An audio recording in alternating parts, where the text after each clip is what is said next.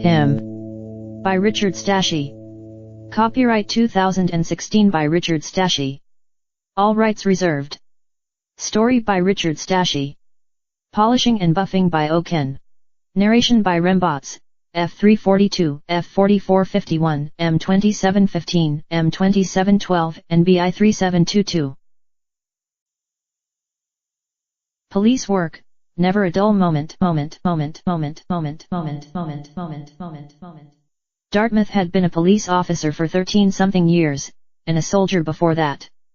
And in that time, he had been promoted from a street officer, to a detective, to a chief investigator. During that time he had witnessed the best and worst that man could do, and every time he thought he had seen it all, something new would come along and trump it. At his feet lay a partially eaten dead man. The man was wearing his lifeline, and his head. He thought about it and concluded, maybe I have finally seen it all. He had seen a lot of dead bodies, but none with a lifeline, and a head.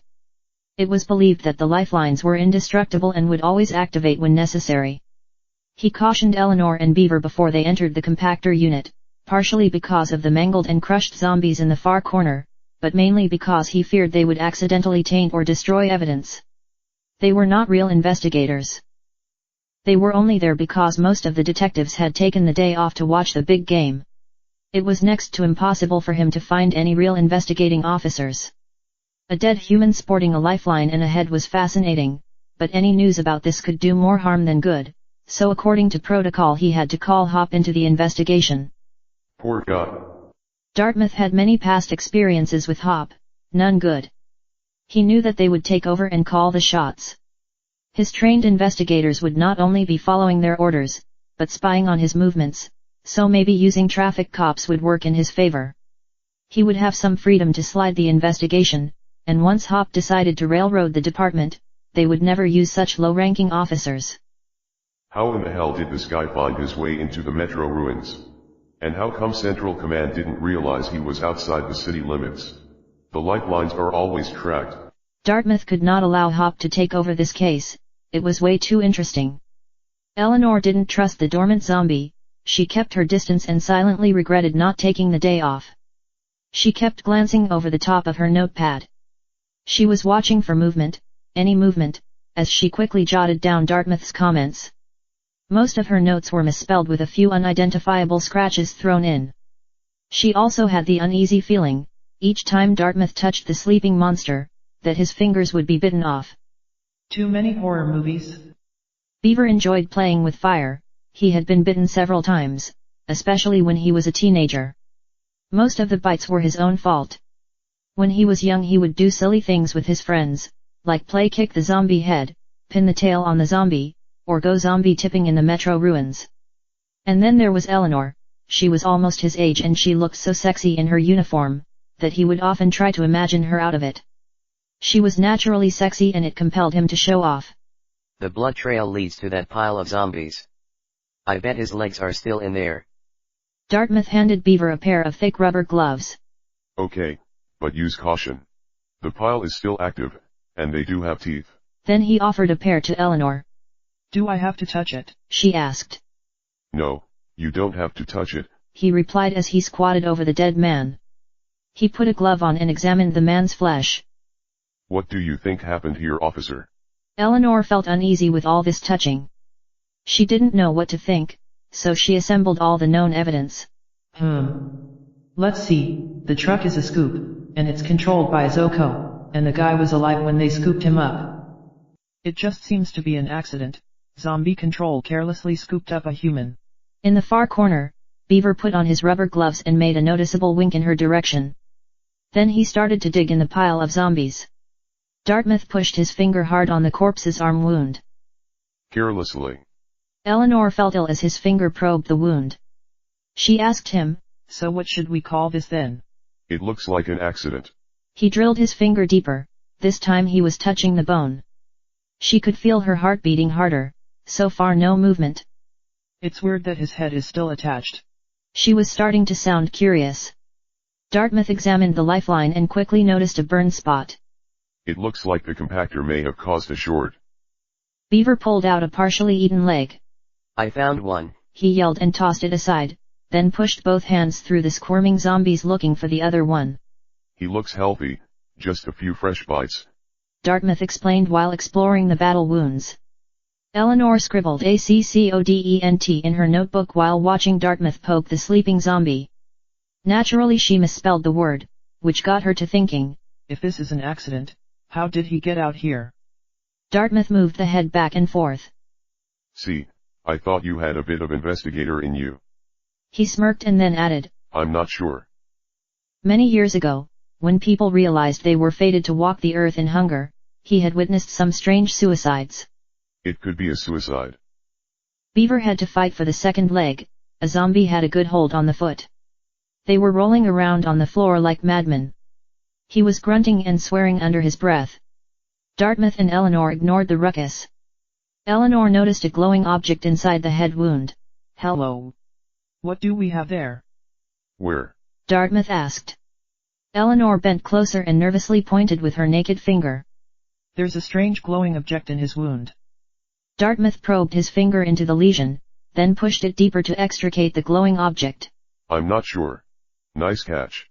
Eleanor smiled. She was starting to like this. He stored the evidence in a plastic bag and started to look through the man's pockets. He found a wallet and felt lucky to find identification. His name was Mark Short. At least we have a name. As she scribbled it down, she noticed its arm twitch. Guys, we need to wrap this up. He's beginning to turn. Beaver took out his club and hit the zombie in the face. It paid no mind. He waved his hand near the zombie's face and it attempted to bite. He then made a quick yank and pulled the leg free. He struggled to his feet. His uniform was torn and rumpled. His hair was disheveled and his face was scratched. He stumbled forward and grumbled. I found the other leg. Surprise, surprise, surprise, prize, prize, prize, prize, prize, prize, prize, prize, prize. Someday everything will come to an end. Then everybody will finally discover the mystery of the zombies and what really happens after death. It would come as no surprise to Java that his own demise would be quick. The lifeline would activate once his heart stopped beating and they would spread his ashes over the earth. He was happy to know that he wouldn't be doomed to walk the earth in hunger. Although he had no plans to die as soon as today, the way his partner was driving was increasing the odds. Willard was disappointed and annoyed. He was very disappointed with his dumb luck and found that annoying, so annoying, that he screamed at anything that crossed his path. He drove erratically, exhaled cuss words with each gulp of air, and almost hit several pedestrians. He chastised himself. This would have been a great day to take off, rest by the beach and collect some sun, or maybe just stay home and watch the big game. But no. No. You had to work. Today's a triple payday. You can get paid and watch the game. Who in the hell is going to cause trouble during the season-ending game? It seemed like a good plan, but instead of doing any of those things, he found himself driving to Mark Short's house. Javanese thought, This media hype game is taking too long to end. But he decided to keep that opinion to himself. Willard was already driving recklessly and he didn't want to add fuel to the fire. Then the asshole almost hit another pedestrian which provoked him to speak up. He calmly mentioned, You do realize that you're not going to see any of the game if we're both killed. Right. Don't get me started, Java. The most important game is about to begin and here we are driving to some idiot's house. He stomped on the accelerator and drove through a red light, just missing a car in the crossway. Get you started. Java gulped. You're already gone, and went. He opened the report in hopes that reading it would take his mind off the close calls, although reading in a car often made him sick. It's the game of the century, doesn't that mean anything to you? Java didn't hesitate to answer. No, because it's the game of the century this year, just like it was last year, and probably every year before that. He then added. Mr. Short was scooped up in the metro ruins. He survived the compactor only to die moments later. Willard was uninterested. Sounds interesting. His response was mostly sarcastic. Aren't you even curious how he got there? Willard turned both his eyes to Java. Right now, my only interest is in the game. He paused for a moment and hoped that his partner could understand his feelings. Not tomorrow, or the next day, or even next year. Right now. Java stared at Willard. His eyes told the driver, How can you be such an ass? He hoped that Willard would show some sympathy for the guy that died, or at least his family. Willard read the expression and said, F you, Java. He half-ass parked the car on Mr. Short's lawn and driveway. Cool, we're here, he said and quickly exited the vehicle. No other cars were present. He smiled as he rushed towards the door. No one's home, this will be quick. Java followed behind, shaking his head. He had read part of the report and was amazed to see his partner rushing towards the door. Willard. What the hell are you doing? During Willard's lifetime, several people had asked, Willard, what the hell are you doing? It was usually based on some stupid thing that he was doing, or about to do. Actually, the question was usually for something that was quite silly, utterly ridiculous, and downright stupid, especially when someone assumed that he was smarter than that. Like when his mother asked, Willard, what the hell are you doing? That was when she caught him dangling a cat over a protective wall. He was making video recordings of the zombies jumping up and falling over each other while trying to reach the angry feline. By the way, cat bites don't hurt any less than zombie bites. Or like when his father asked, Willard, what the hell are you doing? This was when he and his friends decided to dress a male zombie in female clothing. A task that wasn't easy, especially applying the makeup. After that strange incident, several people started to ask, Willard, where the hell are your brains? Java asked. Willard, what the hell are you doing? Unlike the events in the past, Willard's motive here was far less juvenile and much more practical. After all, Mr. Short was already dead, so why would it matter if his family learned about it before or after the game? The guy was still dead, and that wouldn't change in the next few hours. Willard, what the hell are you doing? Maybe it was the tone of the question. Willard felt obligated to stop and give an answer. I would like to get this done before the start of the second quarter. It didn't take long for Java to come up with another question. What are you gonna say? Before Willard could answer, he made a bad attempt at impersonating him. Hello, Mrs. Short, Mr. Short is dead. Sorry, but we gotta go before the second quarter starts. Willard was aggravated and annoyed. You're annoying me, Java. Really annoying me.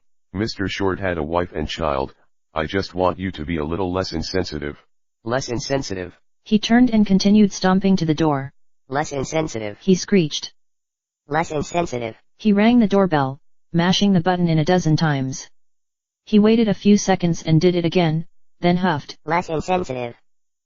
Java attempted to peek through a window, but all he saw was darkness.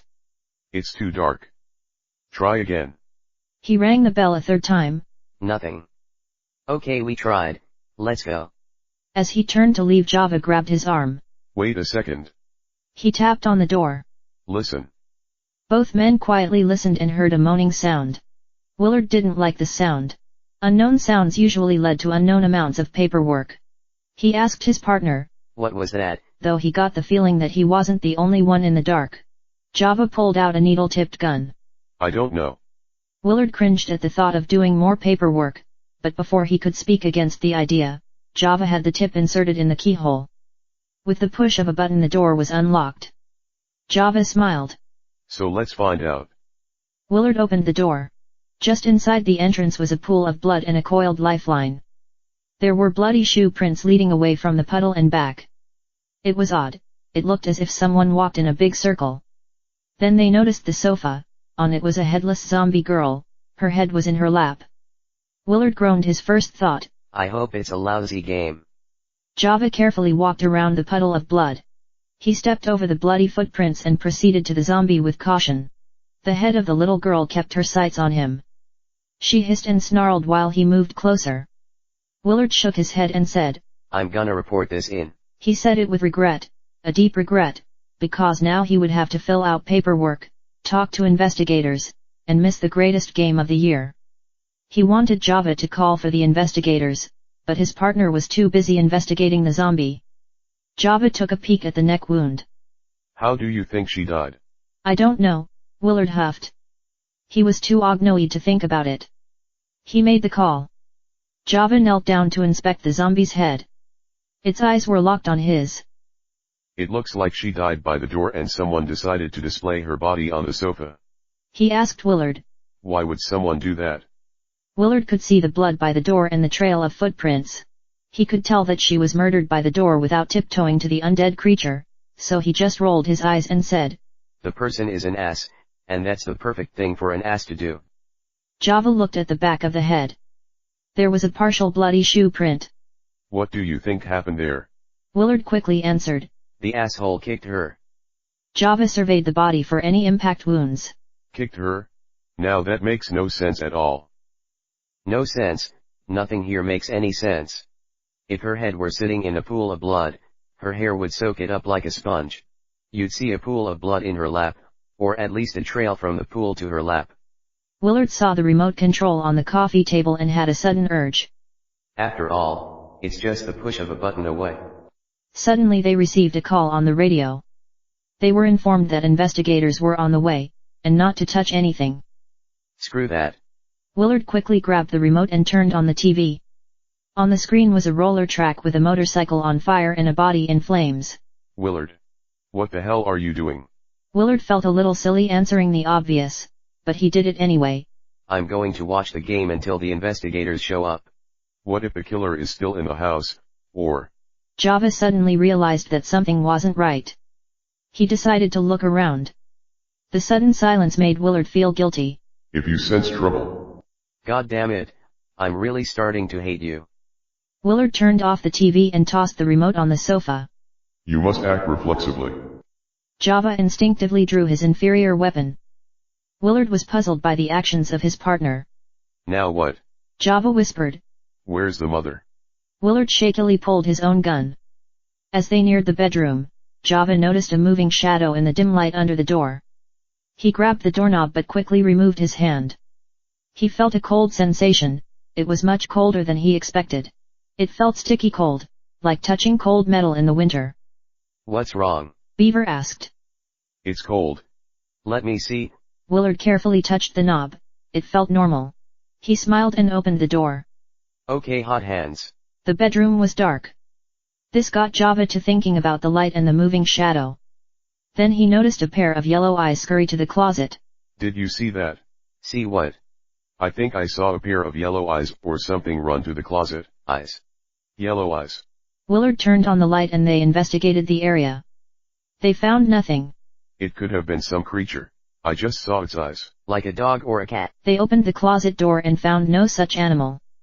The closet was full of school clothes, shoes, and other girl items. Willard turned to his partner with a suspicious look. All Java could do was shrug.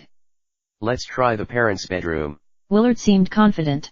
I bet she's in there. You're on. Java smiled and followed him out of the room. Java's father was a looter. It wasn't his initial intention, but the world quickly changed and he had to change with it. He was a semi-retired military man who had to do what was best for him in a world gone mad. During the early months of chaos, he found himself working with a band of looters. Many were soldiers that had gone AWOL, and policemen that had given up on serving and protecting. They formed a roughneck gang that was well equipped. They had motorcycles, vans, and a dozen other vehicles.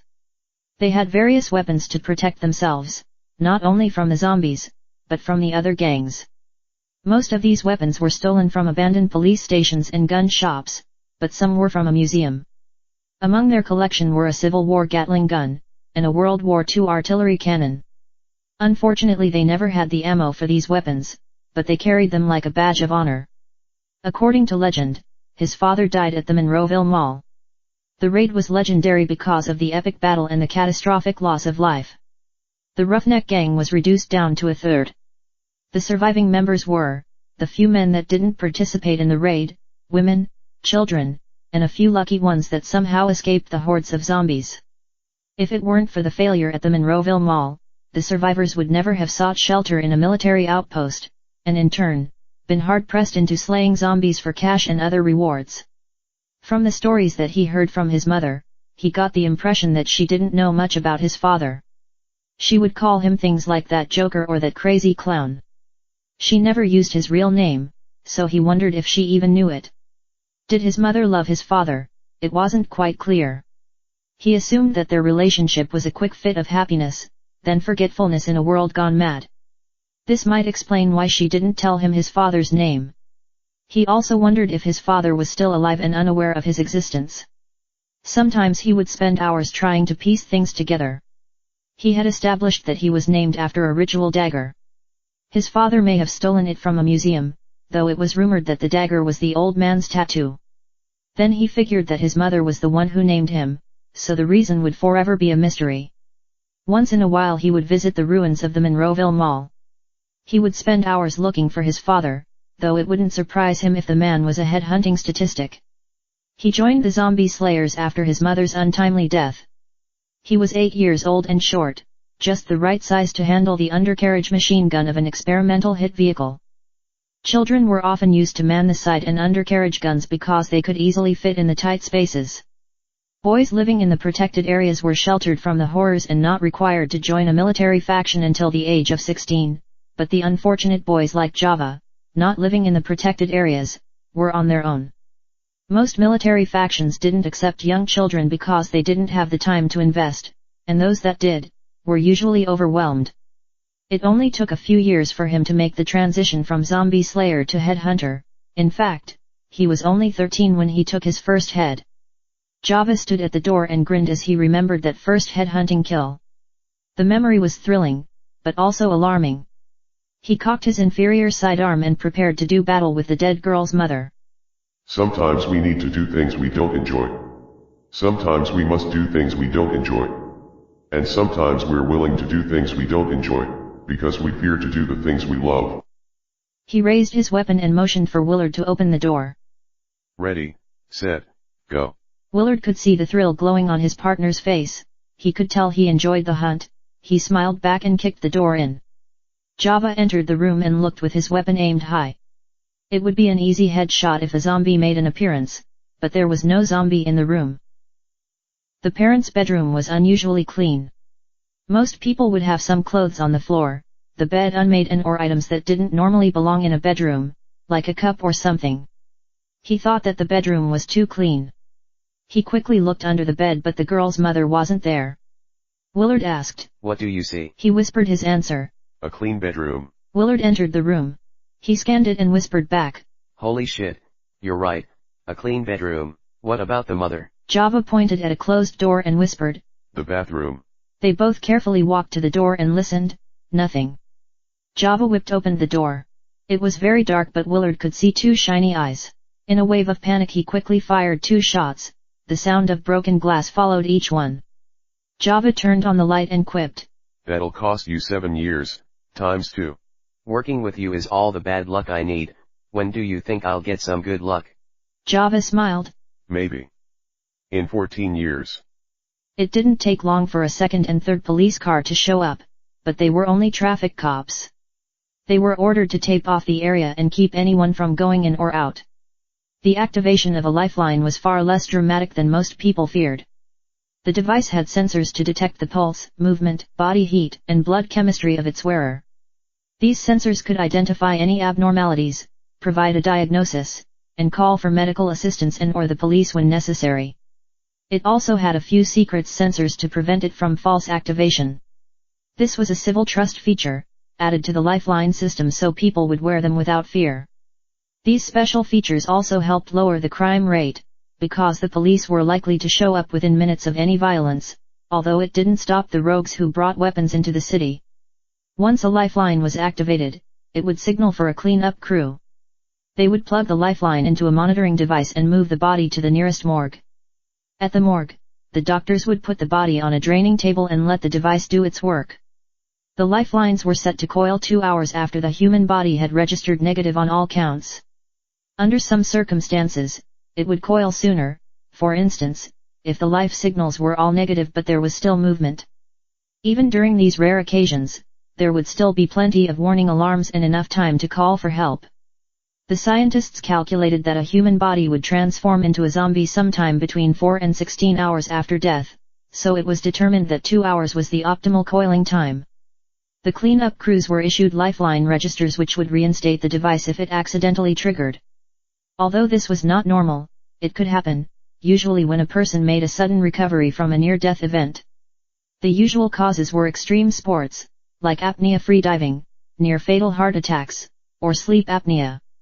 As more officers arrived, their first reaction was disbelief. They had all heard stories about killers posing their victims, there were many famous cases, but they had never seen one in person. They were astonished to see the beheaded girl posed on the sofa with her reanimated head, but they were even more astonished when they realized what had actually happened. The lifeline had coiled, causing the little girl to die. They had all seen the unique cut that a lifeline made, so there was no doubt. No one knew this could happen before now. A police videographer entered the house. He carefully stepped over the pool of blood and headed toward the little girl. He quickly shot video of the area, then went to the other rooms. After he left, several police officers quickly documented the scene with photos. The flash partly blinded the animated head for a second, so it made a shrieking sound with each shot. It took a while for Dartmouth to arrive, but as soon as he got the news he raced to the Shorts' house. While traveling he searched for all available officers. He had done quite an impressive job of dispatching. When he saw Java and Willard, he wasn't open-armed and happy, but he was silently thankful that neither officer had called Hop. He simply asked, "What did you touch?" Java quickly responded, "The doorknobs and a remote." Dartmouth glanced at the remote, then at Willard who was studying the floor. He pointed to the bathroom. "Did you guys do that?" Willard replied, still looking at the floor. Yes, I killed a mirror. Java made an awkward smile. "We expected to find her mother as a zombie." Dartmouth thought about it, but he didn't feel like chewing anybody out. He decided not to push the issue any further, but he did want to know what they knew. "So what did you find?" Java answered first. "I'm not sure." At this point Willard was done. He missed the game of the century and now he was being grilled about something that was completely obvious to him. He interjected, I bet the dad is behind this, he killed them and ran. Dartmouth wasn't convinced that the father murdered his family, or that anyone would attempt to escape by running to the metro ruins. What would he be running to? He decided to be a little compassionate towards Willard's lack of understanding. Let's not make any snap judgments. I think we need to investigate this further. Willard frowned. He just realized he would have to write a long-ass report. Dartmouth then asked, Did you find the mother? Java answered again, No, she's not in the house, so I would guess, the metro ruins. After a few more photos, the police officers placed the headless girl and her reanimated head on a stretcher, then carried her out of the house. Willard took that as a sign for him to leave. I think it's time for us to go. Dartmouth smiled. Okay. Go home and relax, we'll continue this in the morning. By then we should have some information from the coroner and forensics. He then added, And don't stay up too late watching the game, just watch the third overtime, that's when Jonathan E. scored the only goal. Willard had done a good job of shielding himself from anyone talking about the game. It wasn't his first choice, but he was looking forward to watching the recording when he got home. Now he knew the outcome of the game. That was so uncool. The silence was thick in the car. Willard felt cheated that he missed out on the fun. He was in no mood to talk. Java was in deep thought. He shifted his eyes to his partner who seemed annoyed with the celebrators and the flashing signs that displayed the winner. One animated sign even showed Jonathan E. scoring the winning goal. Willard couldn't help it. His thoughts burst forth as he pounded on the steering wheel. Now I'm really annoyed. Java thought it might be a good time to change the subject. Do you think there's a reason behind this? Willard had almost forgotten about the Shorts' house. What are you talking about? Then it dawned on him, the murdered girl. Yes, there's a motive behind this. And the person that did it is a major asshole. At least he's dead. He thought and smiled. I mean, Willard interrupted Java while pointing at the clock. It's late and my game is spoiled. I don't want to talk about it, shit. I don't even want to think about it. We'll talk tomorrow. Thank you for listening to my audiobook, Him.